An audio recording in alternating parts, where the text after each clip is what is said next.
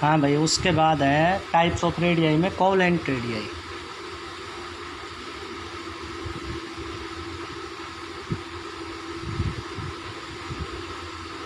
सबसे पहले क्या है, कोवलेंट रेडियाई। तो कोवलेंट बॉन्ड बनता है जब इलेक्ट्रॉन की साझेदारी होती है ना, तो इस तरह से। तो इसको हम क्या ले सकते हैं, it is defined as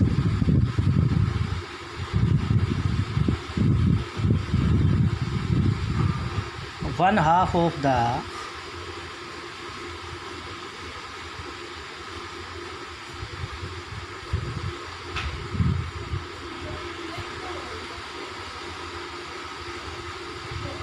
to covalently bonded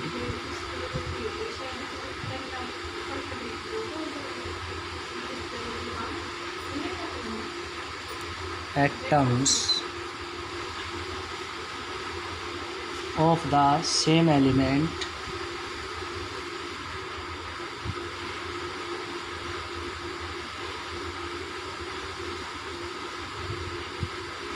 in a molecules।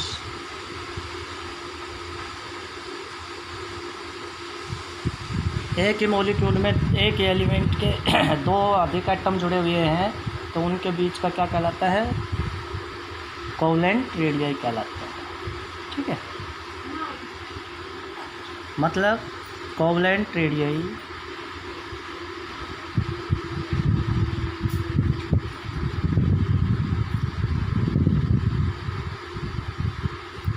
Is equal to हो गया हाफ ऑफ बॉन्ड लेंथ। मतलब दो एटम है ये, ठीक है, ये कोवलेंटली बॉन्डेड है। तो ये बॉन्ड लेंथ होगी इसका हाफ, आधा ये इसके कोवलेंटेड है होगी, ये इसकी कोवलेंटेड होगी। ठीक, तो इस प्रकार से ये टोटल तो होगी बॉन्ड लेंथ, ये होगी बॉन्ड लेंथ, और ये हाफ हो गई covalent radii.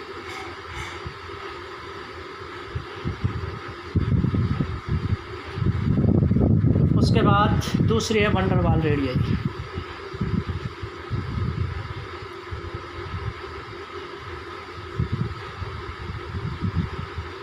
Van der Waals radii, van der Waals radius क्या होता है भाई, it is defined as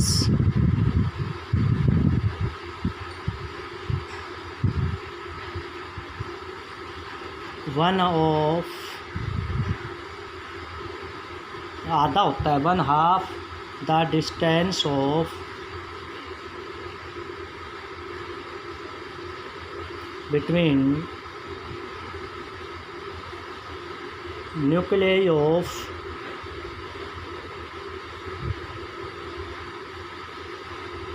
two identical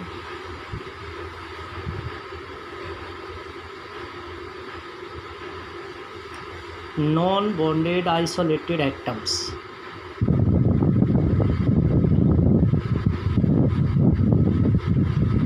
isolated atoms,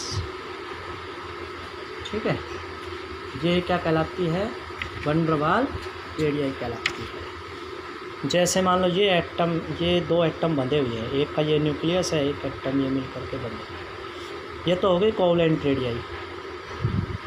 एक इसी तरह ये दो एटम है, ये एक मॉलिक्यूल बना रहे हैं, ये हो गई कोवलेंट रेडियाई।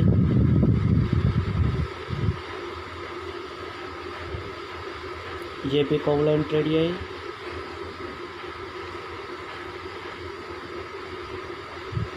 ये आई इसके और इसके बीच में, ये जो है ना, ये हो गई वंडर वाल रेडियाई।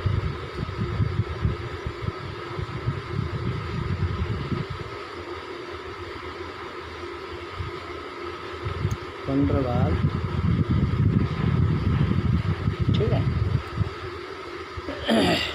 उसके बाद है भाई अब आपकी metallic radii. Metallic radii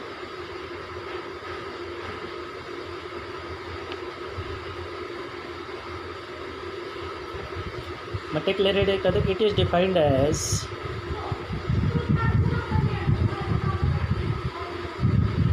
one half the internuclear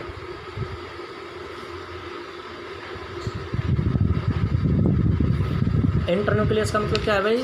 nucleus के बीच में, इसके बीच में जो मेटल के एटम होते हैं ना उनके बीच के जो डिस्टेंस है, internuclear distance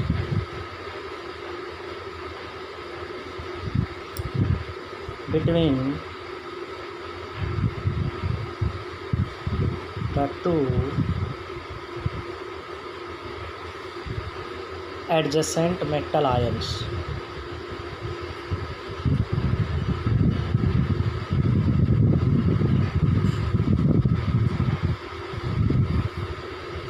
In a metallic lattice. Metallic का टुकड़ा जो भी है ना उसमें एटम हो जाए, मेटेलिक लैटिस। ठीक है, तो ये थी हमारी पहली प्रॉपर्टीज़ एटम से रिलेटेड, जिसको कहते हैं हम क्या भाई? Atomic radii, ionic radii, van der Waals radii. अब एटॉमिक रेडियाई का जो ट्रेंड्स है ना वो पीरियोडिक टेबल में जब हम लेफ्ट टू राइट जाते हैं तो एटॉमिक रेडियाई हमेशा घटती है, टॉप टू बॉटम जाते हैं तो बढ़ती है atomic radii.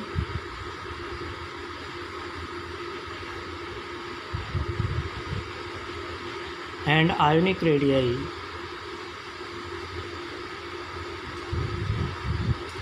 always increase when we go down the group.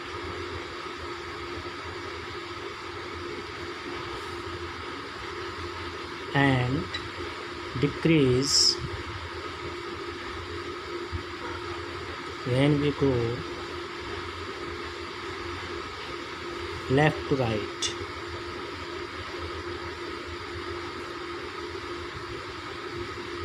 In periodic table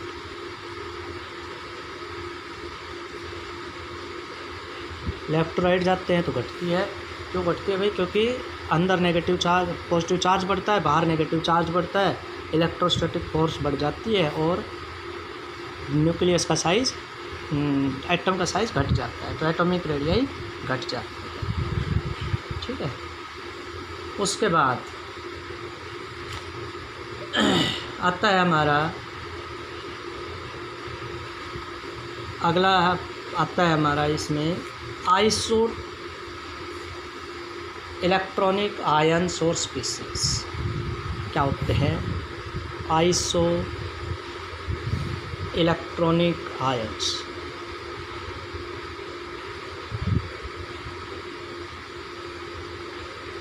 और इनको स्पीसीज भी बोल देते हैं भाई। आइसो माने होता है सेम, और इलेक्ट्रॉनिक मतलब इलेक्ट्रॉन ऐसे कोई भी एलिमेंट जिनके नंबर ऑफ इलेक्ट्रॉन क्या हो? सेम हो, लेकिन एटॉमिक नंबर अलग अलग हो, वो क्या कहलाते हैं? Iso electronic ions. Ions of different elements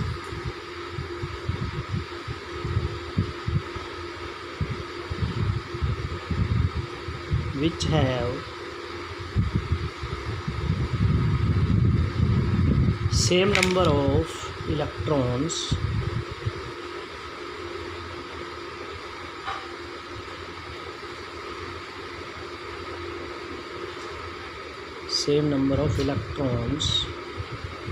but different nuclear charge, but different protons कह सकते हैं हम इसे, but different magnitude of nuclear charge, या प्रोटॉन्स भी कह सकते हैं। प्रोटॉन की संख्या अलग अलग हो लेकिन क्या हो? न्यूट्रॉन इलेक्ट्रॉन की संख्या सेम हो, वो क्या कहलाते हैं? तो इसका मतलब ये आयन होंगे, या तो इलेक्ट्रॉन देंगे या इलेक्ट्रॉन लेंगे, तभी होंगे ना। फॉर एग्ज़ाम्पल सोडियम आयन, इसके अंदर 11 इलेक्ट्रॉन थे, एक दे दिए, 10 बच गया, ये नियॉन के बराबर हो गया। नियॉन में भी 10 होते हैं, तो सोडियम आयन क्या हो गया? इलेक्ट्रॉनिक आयन हो गया, ये आइसो इलेक्ट्रॉनिक आयन हो गया। इसी तरह से फ्लोरीन एक इलेक्ट्रॉन ले ले तो क्लोराइड आयन बच गया, इसमें भी 10 इलेक्ट्रॉन हो गए। तो इस तरह से ये तीनों क्या हो गए, आइसो इलेक्ट्रॉनिक स्पीसीज हो गए। ठीक है। उसके बाद अगली प्रॉपर्टीज आती है हमारी आयनाइजेशन एनर्जी। आयोनाइजेशन, एंथैल्पी भी बोल देते हैं इसको, आयोनाइजेशन, एंथैल्पी।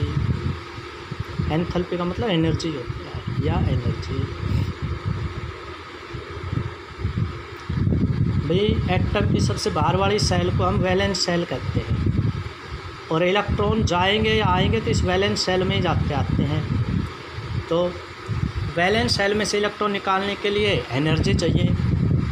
कितनी एनर्जी चाहिए निकालने के लिए, वही आयनाइजेशन एनर्जी कहलाती है। क्यों? क्योंकि आयन बनेगा, इलेक्ट्रॉन निकालेंगे तो आयन बनने के लिए जितनी एनर्जी खर्च करनी पड़ेगी वो आयनाइजेशन एनर्जी है।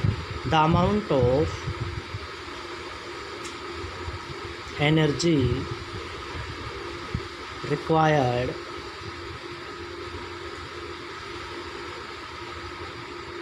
to remove the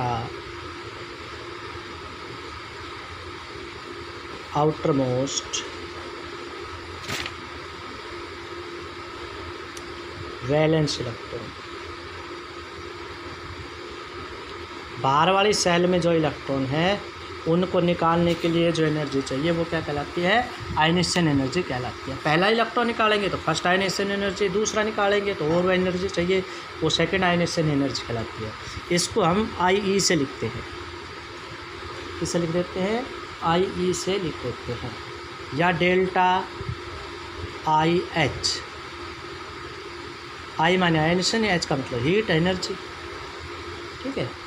अब मान लो कोई मेटल है, वो मेटल सॉलिड स्टेट में है या गैस में है, कोई भी लगा लीजिए उसको, कोई भी एलिमेंट है, मेटल ही ज़रूरी नहीं है, उसको हमने मेटल आयन में या किसी भी मटेरियल को आयन में चेंज कर दिया, प्लस क्या निकल गया, एक इलेक्ट्रॉन निकल गया। तो जितनी एनर्जी इसमें चाहिए वो इसकी क्या कहलाती है, आयनाइजेशन एनर्जी। तो इसमें हम लिख देंगे प्लस डेल्टा H। तो डेल्टा H का, डेल्टा का मतलब क्या है, चेंज होना, कि कितनी एनर्जी इसमें दी गई। क्योंकि एनर्जी खर्च हो रही है बाहर से तो एटम में तो जाएगी ना, एटम के ऊपर लगी है, तो चेंज इन एनर्जी है ये। ठीक है। तो ये इसको आयनाइजेशन पोटेंशियल भी कहते हैं। यूनिट्स क्या है भाई आयनाइजेशन एनर्जी की, units of ionization energy. Ionization energy की यूनिट होती है किलो कैलोरी पर मोल।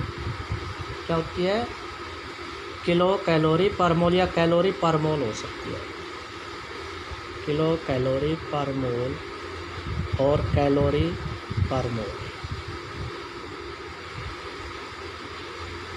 कि एक मोल एटम को निकालने के लिए कितनी एनर्जी चाहिए, वो एनर्जी कैलोरी में लिखते हैं। ठीक है। तो ये हो गया इसको किलो जूल पर मोल में भी ले सकते हैं, जूल में भी कन्वर्ट कर सकते हैं इसको। कैलोरी को जूल में कन्वर्ट कर लो तो क्या हो गया, किलो जूल पर मोल हो गया। ठीक है। तो ये इसमें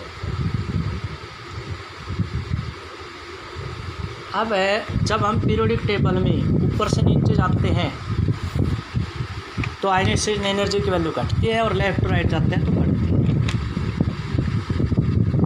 the value of ionization energy decrease from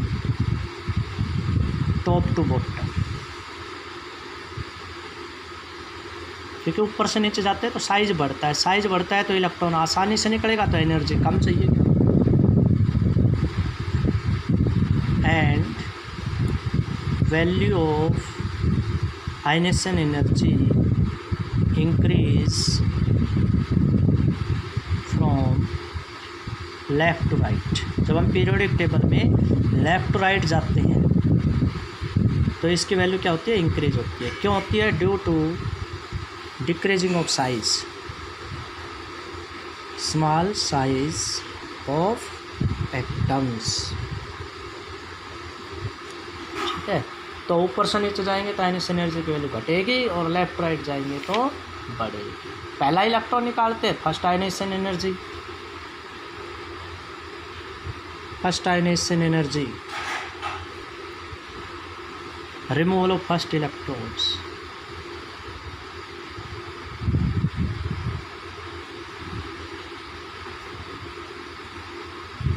second ionization energy, removal of second electrons.